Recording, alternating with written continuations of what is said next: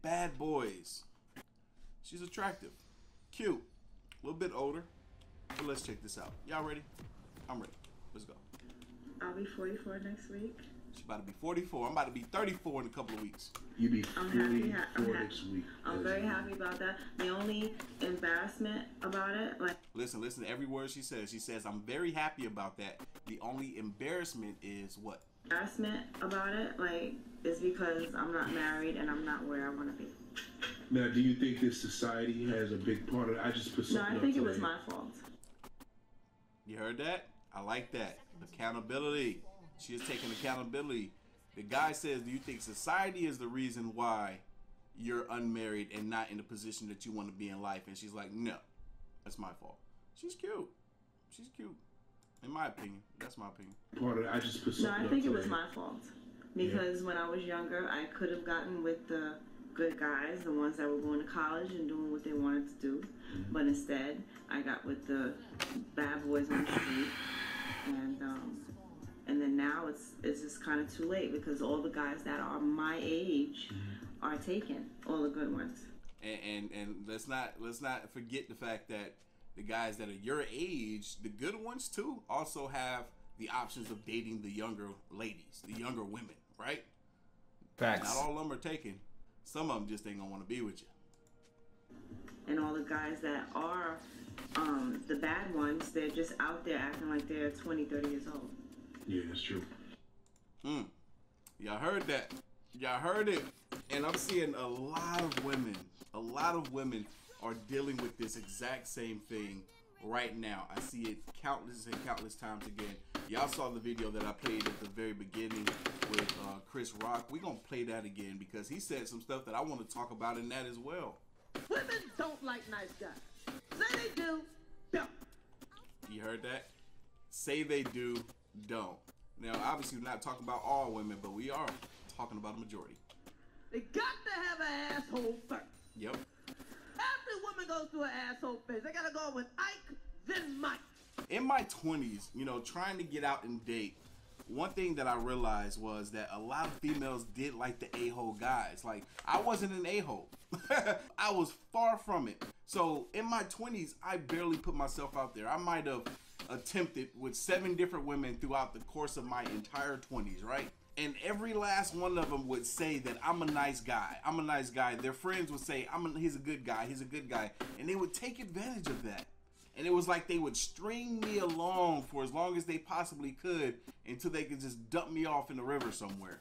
And then they would quickly get back with the bad boys. If you have watched some of my simp stories that I have shared with you all on this channel, 2 of those episodes specifically were of me being the good guy and the girls choosing to be with the bad boys that ultimately were not going to be with them, right?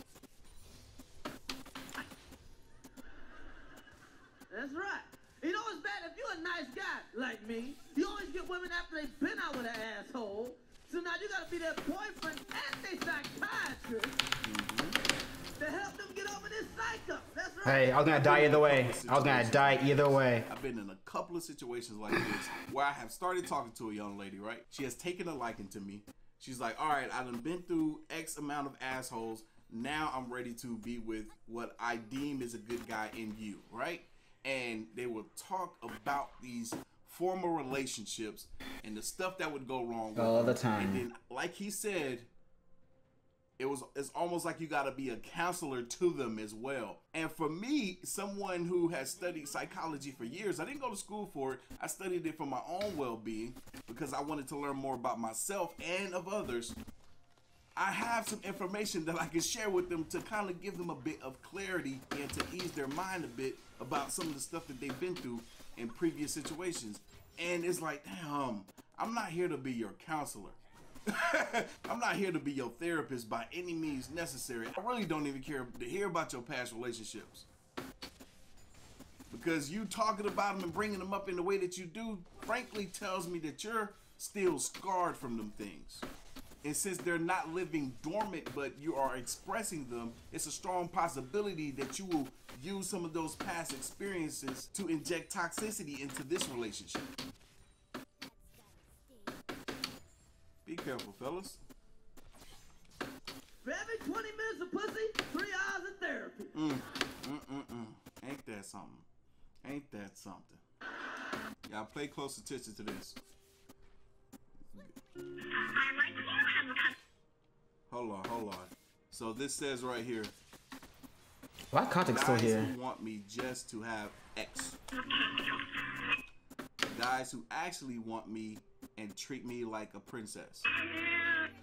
You saw what she did there? So if you didn't catch on, this is what happens. She said, I like you have a cupcake. As in, here, you like me and you only want my body. Here's my body. And then it goes into saying, okay, guys who actually want me and treat me like a princess. She's like, look at her demeanor now. You know, I'm good on that. Bitch. I'll pass. Look, y'all. How much evidence do you need to see to believe that this is true about girls liking the bad boys? You see it from a young girl who look like she might be in her early 20s, and you heard it from an older woman who's in her mid 40s.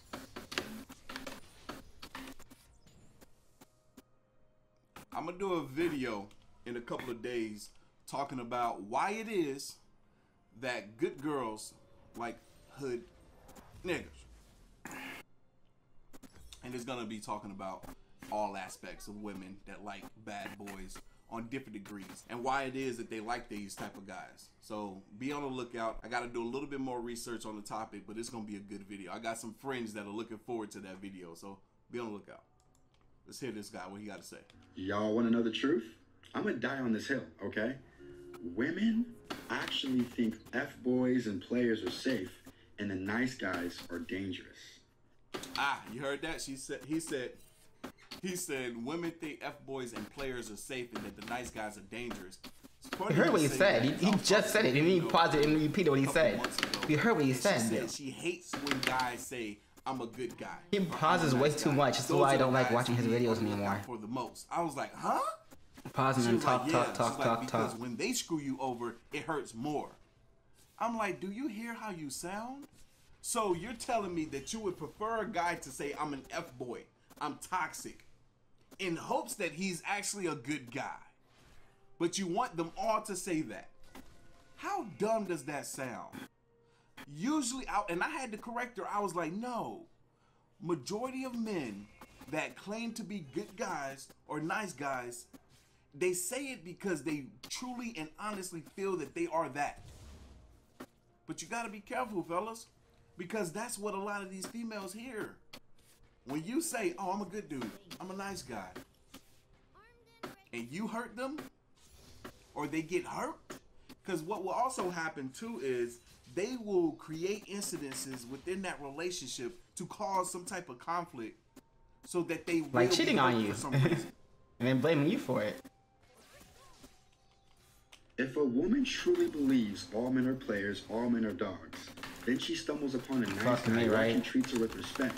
She's like, damn, my bias of all men ain't shit may not be true with this one. Kha'Zix is waiting to come mid. Like this is the only lane he ever what visits. Does she do? Her fight or flight response says, He was okay, waiting I'm so for me used to push getting out. played, so if he's not gonna play me, I'm gonna play him.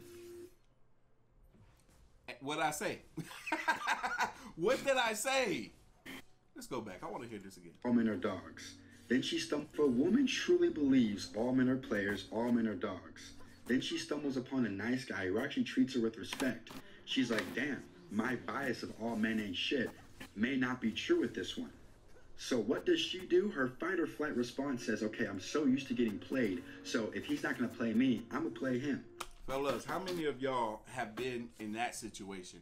I have been there several times where I have done right by... So Kha'Zix is constantly looking to gank only mid. to have them play me. And Nidalee's not looking to gank at all, even though Cat was on our Because tower. one thing that baffles me is every single female. One thing that baffles me is ever fucking spoken to, low elo junglers. every last one of them have told me that they've never been treated right.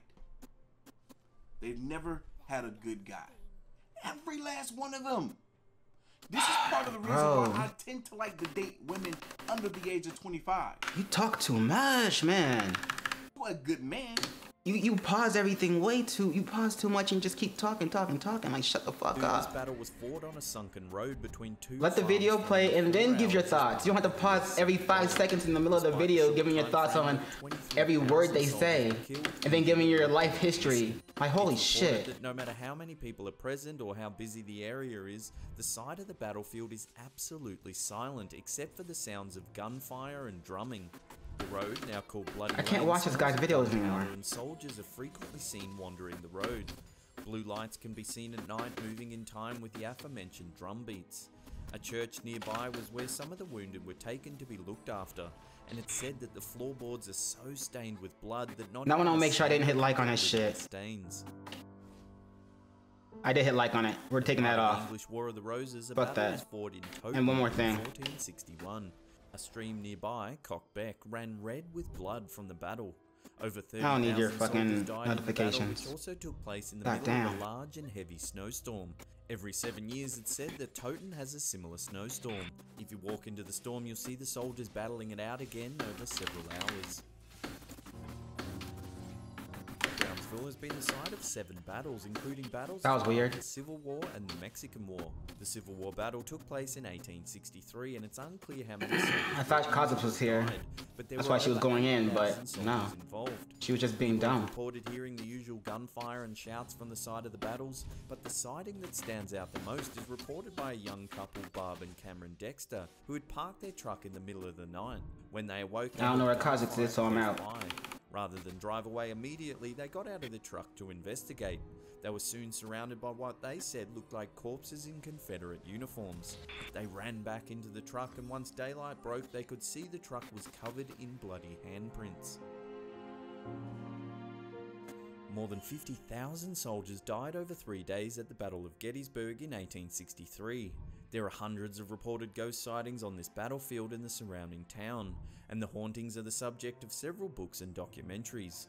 Beds are reported to shake during the night, doors slam, ghostly figures walk through rooms where people are staying.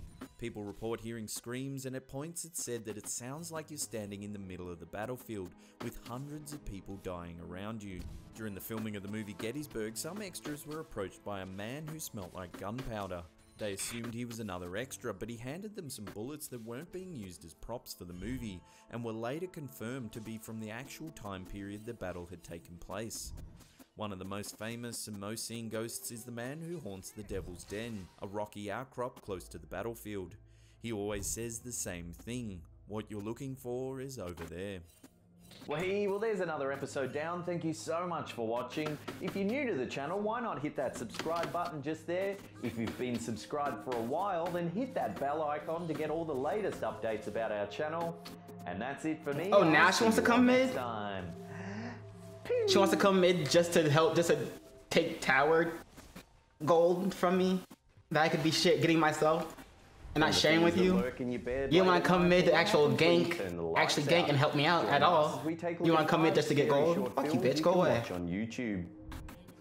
This little gem has been around since 2010. Directed by Drew Daywald, this bite-sized horror movie capitalizes on the fear of the unknown. It operates in that twilight consciousness that often occurs when we're woken up suddenly in the middle of the night, say by a strange phone call. Try watching this at 4 AM, all alone, lights out. Released in 2015, this scary short film follows a young girl left alone in the house for the night.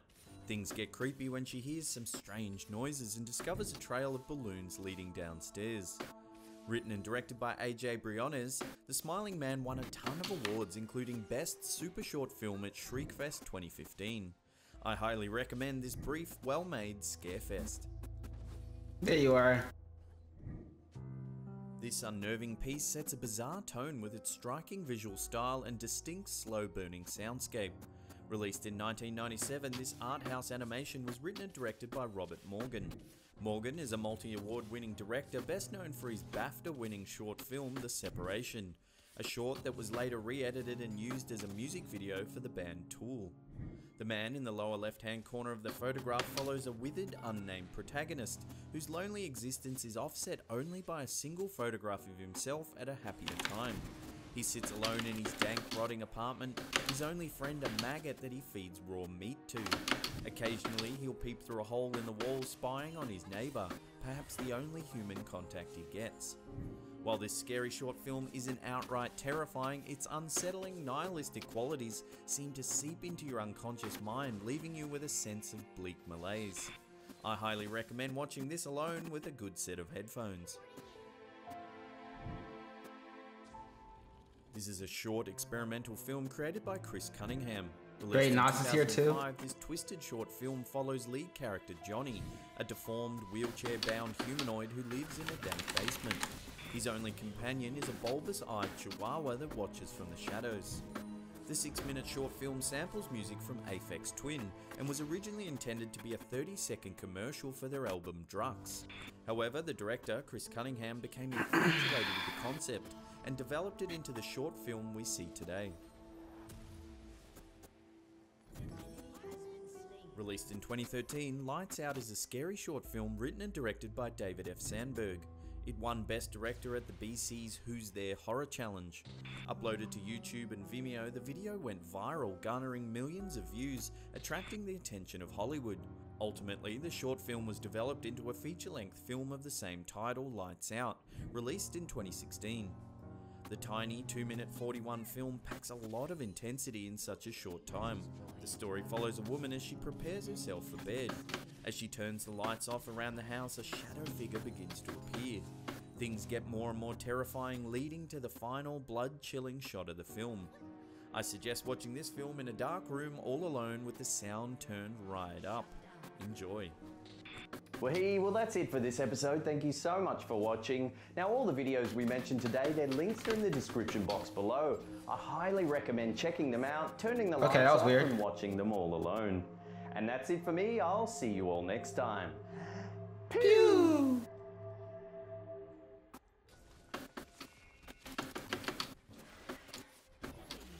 Running Slapped Ham over the last couple of years means we've seen some very unsettling content. Wow, he looks so much younger in this one. A compilation of the creepiest ghost photos we've ever seen. So turn off the lights, crank up that sound, and enjoy. In August 2013, Twitter user @CoreyCarlson posted this photo collage from his Instagram. It shows him posing in his living room with a spectral figure floating in the background. He compared the photo of an image he claims is of a woman named Curtis Johnston that used to live in the house but went missing in 2001. The two photos do have a striking resemblance of one another. If the story is true, it's easy to see how Corey came to this conclusion. It is hard to verify this story, however, as there's very little information on both Corey Carlson and Curtis Johnston. The only info on Johnston I've managed to find is on a very old website called Wellstring Ministries. It lists her as deceased. This ghastly image was captured by Holly Hampshire on a trip to Hampton Court Palace, Surrey, UK. 12-year-old Hampshire took a series of photos of her cousin, Brooke McGee, as they walked about the palace. She didn't think anything of the snaps until they reviewed them the following day. What she captured is truly chilling. Some believe the tall, long-haired figure in this photo is Dame Sybil Penn, a servant at Hampton Court who died of smallpox in... They really wanted this Teemo booty. Unsettling sightings of the Dame began in 1829 after her tomb was moved due to renovations. Shortly after, mysterious noises filled the halls of the palace. Late at night, the sound of a spinning wheel could be heard with no explanation. This led to a palace-wide search. Eventually, a secret room was discovered that housed an old spinning wheel. This photo was posted to Imager by username The Stringer. It was taken back in 1970 at a birthday party. No one that attended could recall anything unusual happening or any uninvited guests. However, when I don't really want to go against Nazis. That day, they noticed the face of a girl at the bottom of one of the images. It was a complete mystery. No one could identify the young girl at the bottom of the photograph. Then, some months later, the Stringer's grandmother saw the photo and was nearly brought to tears. She was certain that the young girl was Marie, her daughter that had died decades earlier. On the 14th of July 2016, truck driver Sal Vasquez took this photo as he was passing an accident on the Bert T. Combs Mountain Parkway in eastern Kentucky. Just near the onlooking state troopers and paramedics, there appears to be a white figure rising above the crowd. The unidentified man involved in the motorbike accident was taken to a nearby hospital but was pronounced dead on arrival. Vasquez posted the photo to his Facebook page later that day, leading many to speculate that the floating white shadow is the man's soul escaping his body. This unsettling photo was taken in 1943 in Kapusfjord, Hungary.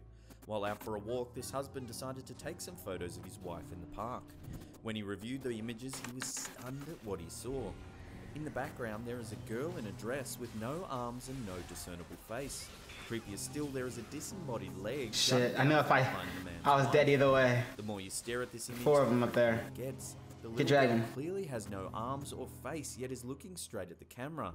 And where is that leg coming from? It's clear there should be a body just behind the man's wife, but you can't see anyone there. Captured in October 2016 at the Newsham Park Hospital in Liverpool, England, it appears They're going participants Baron. of this ghost walking tour got exactly What is they Nidley paid doing? for when this creepy group photo was taken. The group leader, who was responsible for taking participants around the famously haunted Grade 2 listed heritage building, was stunned when they saw the photograph. It clearly shows a pale figure that doesn't match the skin tone of the rest of the group. The entity is small and frail looking with sunken eyes and a grey complexion. There appears to be another grey face staring at the camera just below the first ghostly figure. When shown the photo, no Now they go one on dragon, aren't they? could recall anyone or anything Yep. that matched the details of the figure. Could this ghost walking tour really have captured a spirit on film? In August 2015, a man by the name of Brock David submitted this picture to a ghost forum on Facebook. He said he'd been hiking through rural bushland in Toowoomba, Australia, when he felt like he was being watched. He took some photos by a small marsh known for suicides. He claimed he felt an ominous feeling and a sense of dread fall over him. After walking a few more meters, he turned back. Later that night, when reviewing his photos, he said he noticed something strange. In one of the pictures, there stood a bearded figure dressed in red standing by a pile of branches. He was certain he'd been alone in the rural forest and would have noticed a nearby person, especially while taking photos. In the days following the event, David claims he had the same sense of dread while alone in his house. He felt like something was watching him. This creepy photo was submitted to a ghost investigation forum in 2015. The user, who goes by the name Peter, said he was taking some Christmas family photos when he noticed something disturbing. In one of the photos, his daughter's arm is missing and in its Now they don't place have is Baron. a shadow with long, slender fingers. The shadow as a whole doesn't match what the girl is wearing. It looks as though the dark figure is wearing a long dress. Could this just be a glitch in the photo, or is something more sinister at play here?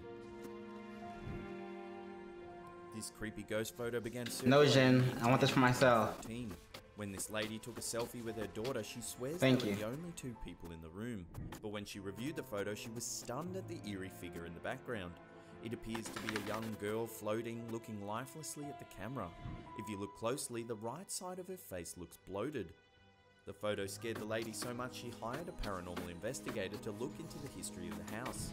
She discovered that the house had once been a fully functioning crematorium and would have housed hundreds of dead bodies.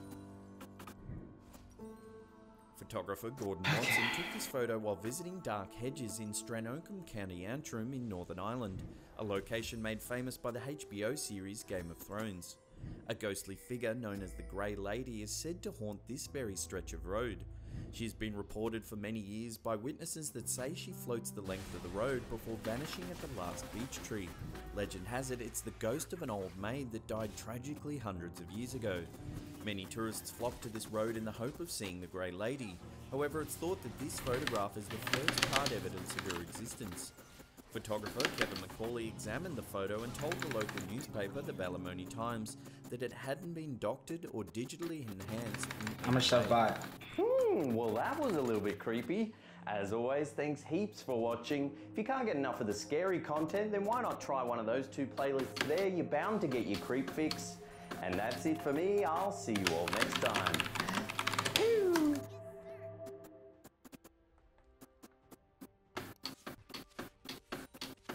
The following photos are all hiding dark secrets. From kidnapped North Korean filmmakers to a 5-year-old mother and her baby. Join us as we take a look at 10 real photos that are hiding dark secrets. At first glance, this photo of 3 men practicing martial arts seems completely normal. But take a closer look at the taller bearded man standing to the right. This is actually a photo of Osama bin Laden. His coach, Jimmy Woo, seen standing in the middle of the photograph, claimed that the 6'4" bin Laden attended judo lessons 2 to 3 times per week, but was too tall to be any good. Woo said he never saw bin Laden again after 1984. This photo was taken by a member of the crowd during the Trooping the Colour ceremony on the 13th of June 1981 in London, England. It shows Queen Elizabeth riding down the Mall on horseback. It seems like the photographer has captured nothing unusual until you notice the way the man standing to the left of the photo is clasping his outstretched hands. The man is Marcus Simon Sargent and he's holding a gun. Sargent fired 6 blank shots at the Queen, who was unharmed by the incident, but the horse she was riding was startled by the shots. Sargent was quickly detained by members of the Scots Guard and local police officers. Prior to the incident, Sargent had written a letter to Buckingham Palace warning of what he was about to do. The letter read, "Your Majesty, don't go on the Trooping the Colour ceremony because there is an assassin set up to kill you waiting just outside the palace." The letter didn't arrive at the palace until 3 days after the incident. It was later revealed that Sargent wanted to become famous and had been inspired by Mark David Chapman, the man who killed John Lennon. He was also fascinated with the assassination attempts on Pope John Paul II and Ronald Reagan. Sargent was sentenced to 5 years in jail but was released after only serving 3. He's since changed his name and begun a new life. This photo of ex-North Korean dictator Kim Jong-il standing between a smiling couple looks innocent enough. The truth is, however, that the couple in this picture were kidnapped by Kim and forced to make movies in North Korea. On January 22nd, 1978, actress Choi Yun-hee was the first of the pair to be abducted. While on a business trip to Hong Kong, she was taken to North Korea. Held against her will, she was placed in a villa and forced to learn about the life and achievements of Kim Jong-il's father, Kim Il-sung. 6 months later, famous South Korean film director Shin Sang-ok was kidnapped from Hong Kong after going in search of his former wife Choi. Shortly after being detained, Shin was imprisoned for 3 years for attempting to escape from North Korea. Neither Shin nor Choi were told of the fate of the other. Shin was eventually released, and on March 7, 1983, the two were finally reunited at a party hosted by Kim Jong-il. In 1986, after being forced to make films for the North Korean government for nearly a decade, the pair escaped their captors while on a trip to Vienna, managing to make their way to a US embassy. Unless you're a wrestling fan, you probably won't recognise the man in this photo. It is 2-time world champion Chris Benoit. The picture was taken by a fan who spotted him in a doctor's office in Carrollton, Georgia. Later that evening, Benoit, who was suffering depression at the time, went home and murdered his wife and 7-year-old son before committing suicide. Testing performed after his death revealed that Benoit's brain resembled that of an 85-year-old Alzheimer's patient. The damage, thought to be caused by years of repeated trauma, was even suggested by some to have led Benoit to murder his family and kill himself. Taken in 1939, this photo appears to show a nurse introducing a newborn baby to their sister for the first time. The truth is, however, the 5-year-old girl lying in bed is actually the mother of the newborn baby boy. Originally thought to have a tumour, Lena Marcela Medina was taken to hospital by her parents after suffering from increased abdominal swelling. Following extensive testing, the doctors confirmed that she was in fact 7 months pregnant. At the age of 5 years, 7 months and 21 days, Medina became the youngest known person in history to give birth, when her son was born by caesarean section on the 14th of May 1939. Her son, named Gerardo after so just having stalemates in the lane. Until the age of 10, it's like ARAM, but they switch lanes from mid to bot. It's still ARAMing. Everybody's still in the same fucking, and still all in the same lane. Can't keep that up. Medina's father, Tiburello Medina, was arrested on suspicion of child sexual abuse, but was later released due to lack of evidence. Medina never revealed who the father was, and his identity has never been discovered. In 1972, Medina had her second child, a boy, some 33 years after giving birth to Gerardo. Gerardo died in 1979 of bone disease. He was just 40 years old. This photo was taken during World War II. By the looks on the boys' faces, conflict seems to be the last thing on their mind. The truth is that this moment spent patting a puppy with friends was probably a welcome distraction for what was about to come. The boy in the middle is 17-year-old Yukio Araki, and he was killed the following day. Araki was one of the youngest kamikaze pilots of World War II. He met his end when he flew his twin-engine Takikawa Ki-54 training aircraft into the USS Brain on May 27, 1945, killing 66 of its crew. In accordance with the custom of the kamikaze pilots, Araki clipped his fingernails and cut off a lock of his hair prior to the mission. They were sent to his parents along with a note that read, "Please find pleasure in your desire for my loyalty to the Emperor and devotion to parents. I have no regrets, I just go forward on my path." This photo was taken on the 6th of July 1944. The clown seen to the right of the image is Weary Willie, a famous character played by circus performer Emmett Kelly. He's carrying a bucket of water in one hand as he heads towards a fire. One of the worst fire disasters in the history of the United States, the Hartford Circus Fire occurred during an afternoon performance of the Ringling Brothers and Barnum and Bailey Circus. As many as 8,000 people were on hand to see the show when a fire broke out near the entrance to the Big Top 20 minutes into the performance. The flames spread quickly, engulfing the tent roof, which was treated with paraffin wax and gasoline, a common waterproofing method at the time. The fire killed 160 Baron, please. most of whom were women and children. Kelly, through his quick thinking, managed to save many of the spectators by lifting up the side of the tent and guiding them outside to safety. This is a photo taken outside the Field Marshal's Hall in Munich, Germany, sometime after 1933. The men lined up in the foreground are members of the infamous SS paramilitary unit, taking their oath of loyalty to Adolf Hitler. The SS and its subdivisions were responsible for policing the German people, enforcing Nazi ideology and running the concentration and extermination camps, where an estimated 5.5 to 6 million Jews along with millions of other victims were killed. At the time, all citizens that passed by the Field Marshal's Hall were expected to salute, but those that wanted to bypass the monument could take a nearby street that became known as Shirker's Lane. This is a still taken from an episode of The Dating Game in 1978. The smiling couple are bachelorette Cheryl Bradshaw and Rodney Alcala, the man who beat the other contestants to win a date with Bradshaw. After the show, despite the initial on-camera smiles, Bradshaw decided not to go out with Alcala, saying she found him creepy. Breaking her date with Alcala may have actually saved her life. Alcala was accepted to appear on The Dating Game despite being a convicted rapist and registered sex offender. Unbeknownst to all, the extent of his crimes were far worse. Alright, go on top. Alcala was actually in the middle of a murder spree. We did a house tour. Hey, what up, Jay? I did like a small short tour. I put that on Facebook. It's still on my phone. Maybe I'll upload it to Discord. But it's, I don't know. I'm still unpacking shit too. However, one homicide investigator, so I feel you. Little house tour would be nice. Speculated that the majority of his murders may have gone unsolved. He estimated that Alcala may have killed as many as 50. If I win this match, I will finally finish my series, and I'll be on gold. Joe Villapiano was out hiking with his girlfriend Nicole Gergen and brother-in-law Peter Biava when he took this photo of the surrounding bushland. Unbeknownst to Villapiano at the time, he had also photographed another hiker, one barely conscious and clinging to life. The previous day, 22-year-old Sailor Juliams had fallen, fracturing her leg. Her friend, Brendan Vega, who was with her at the time, tried to carry her. He also fell, breaking his elbow and breaking Juliams' ankle. Unable to move, Juliams lay there while Vega went for help. By the time the hikers came through the following day, Juliams was almost unconscious, in pain and exhausted from yelling.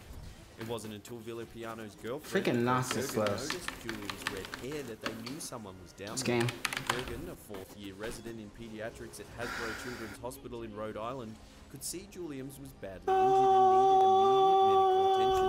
The group managed to call for help, and Juliams was lifted to Cottage Hospital in Southern California. 2 days after being rescued, Juliams received the terrible news that her friend Vega had been found dead. It was thought he fell while attempting to get help. Well, that's it for this episode. Thank you so much for watching. If you can't get enough of the creepy photos, head on over to one of the YouTube playlists right there. You'll definitely get your creep fix. Remember to follow us on all our social medias at SlappedHam. And for me, I'll see you all next time. Finally.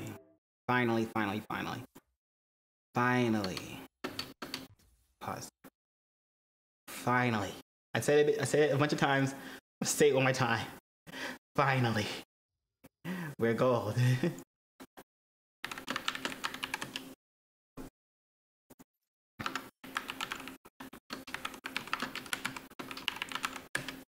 I did it with Teemo, for the most part. For the most part.